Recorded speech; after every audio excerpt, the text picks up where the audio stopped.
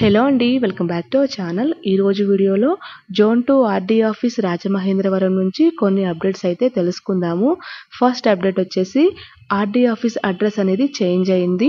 Old building నుంచి new building shift అయ్యారు.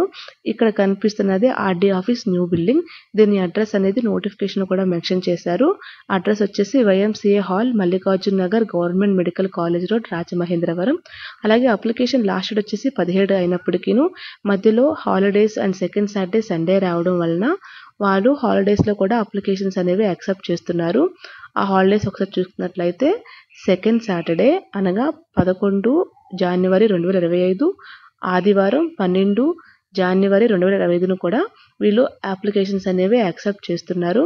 అయితే సంక్రాంతి సెలవుల కారణంగా 13, 14, 15 మాత్రం అప్లికేషన్స్ అనేవి తీసుకొనబడవు. ఇక థర్డ్ అప్డేట్ వచ్చేసి నోటీస్ బోర్డులో ఏమేమి సర్టిఫికేట్స్ అటాచ్ చేయాలో క్లియర్గా మెన్షన్ చేశారు.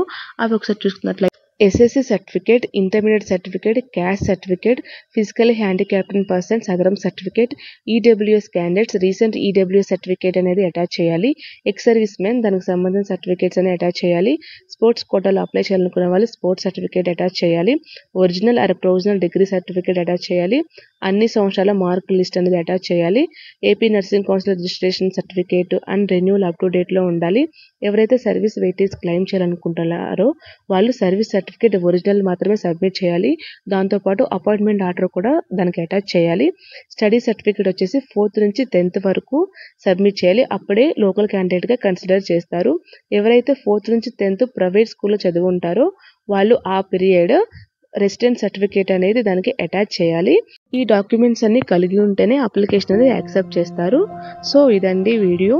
మీకు అర్థమైందని అనుకుంటున్నాను. ఇలాంటి వీడియోస్ మీరు మిస్ అవ్వకుండా ఉండాలి అనుకుంటే ఛానల్ని ఇప్పుడే సబ్స్క్రైబ్ చేసుకోండి. మరొక వీడియోతో మళ్ళీ కలుద్దాము. Thank you for watching.